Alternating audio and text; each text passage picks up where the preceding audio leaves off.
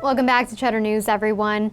If you've recently dined at a seafood restaurant, you may have noticed your favorite dishes cost more or just are not available. As COVID-19 bottlenecks continue to plague industries across the board and inflation threats linger, seafood suppliers and restaurants are underwater, forced to hike the prices of products like scallops, crab, and lobster, if they even have them in their inventory at all. And joining us now is Chris Chase, editor at SeafoodSource.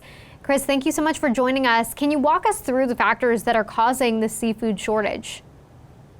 Yeah, so this is a topic that I've been thinking about a lot because it's kind of all over the news. A lot of other news organizations have been covering it.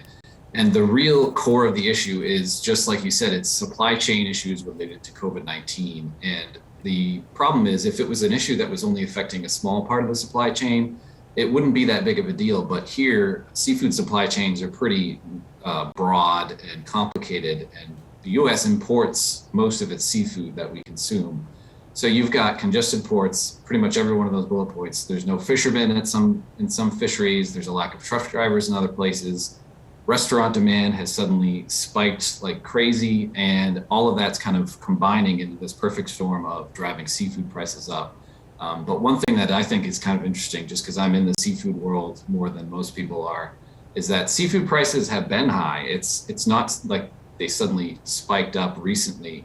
They've been high for months. King crab prices, for example, they were high months ago. And it's only now, as I think people are starting to get out there and start trying to purchase it at restaurants again, that they're seeing these crazy high prices and saying, hey, what the heck is going on?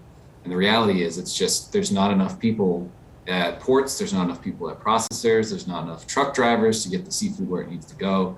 And the demand is high, and it's classic supply and demand. If the supply is low and demand is high, the price is going to go up. Yeah, and what types of seafood are facing the worst shortages right now, Chris? So funnily, some of the species right there on that visual, blue crab has seen doubling in price. Lobster, I've talked to people in the lobster industry that the price at the boat is twice as high as it normally is this time of year. Alaskan halibut, scallops, a lot of the premium species that I feel it's partially related to people going back out to kind of celebrate things being open again, and that they're going for these premium species and have a good time and choosing something that's a little pricier normally. Well, those premium species are under a tighter supply crunch and they're at a higher demand.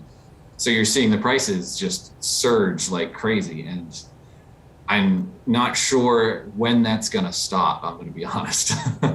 Yeah, and that's if the restaurants can even get their hands on some of these different items. I know anecdotally, you mentioned Celebrations was just taking my grandma out. She wanted a crab omelet. This restaurant didn't have it. And also on the restaurant front, for those that are returning, some are seeing this crazy demand that they weren't even experiencing maybe even pre-pandemic. And I wonder, especially for the seafood-based restaurants, how long will they continue to feel these impacts and also pass that impact down to customers? So that's kind of the $20,000 question of, when is this going to end? And I think the core of it is really, it's all related to COVID-19's impact on the supply chain. And as long as COVID-19 continues to impact the supply chain, it's going to continue to be a problem for seafood. And you see that it's interesting because the seafood supply chain is so long. Certain species, shrimp is a great example. That's got one of the most popular species everyone eats. And a large percentage of our shrimp is sourced from Asia, and it takes a while to get here. So supply chain issues that are happening months ago show up later on down the line as cargo ships start to come in with that cargo from months ago. So even if all COVID-19 disruptions ended today, we may still be seeing high prices for another 3 or 4 months because the supply chain is that long.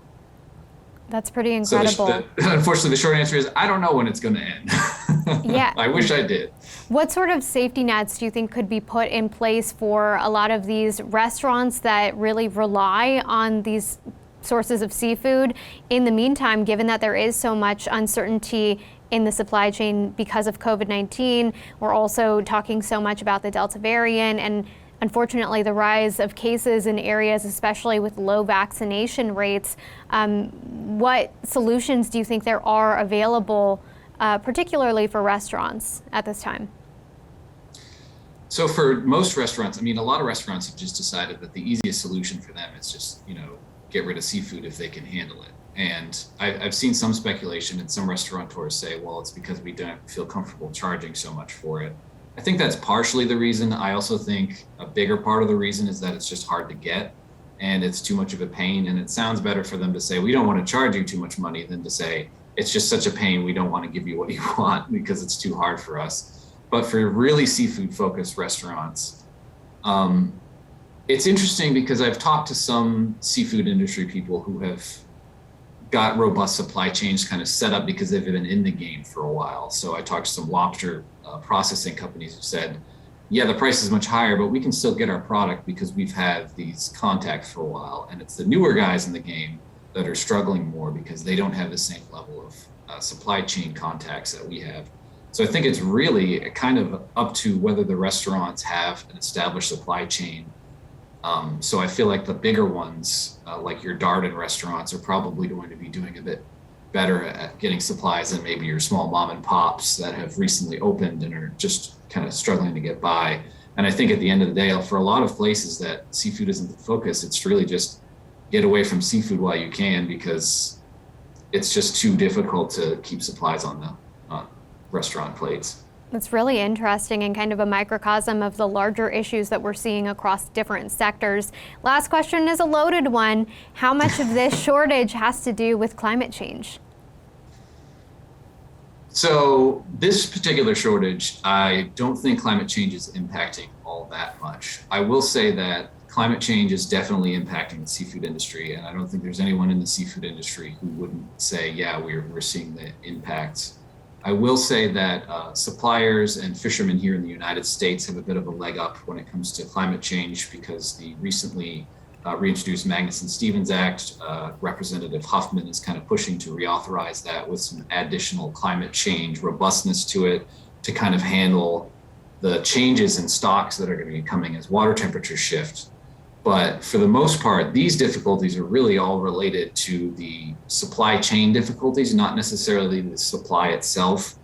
Catches for a lot of species are right on par with normal. There hasn't been any sort of plummeting stocks or overfishing driving it. It's really just a matter of there's no one in the port to pick it up. There's no one to take it to the warehouse. There's no one at the warehouse to take it to the processor. It's just a real mess in the supply chain more than a supply issue itself. Chris Chase, editor at SeafoodSource, thank you so much for joining us. Really appreciate it.